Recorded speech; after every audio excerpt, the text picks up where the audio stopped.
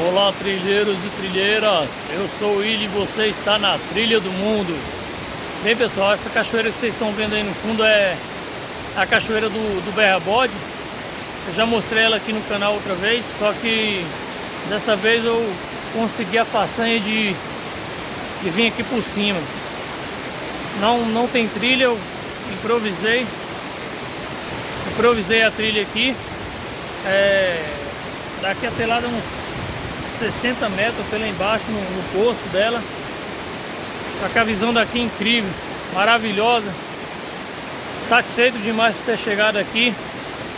Vamos pro vídeo. Já se inscreve aí, deixa o seu joinha. Vamos pro vídeo.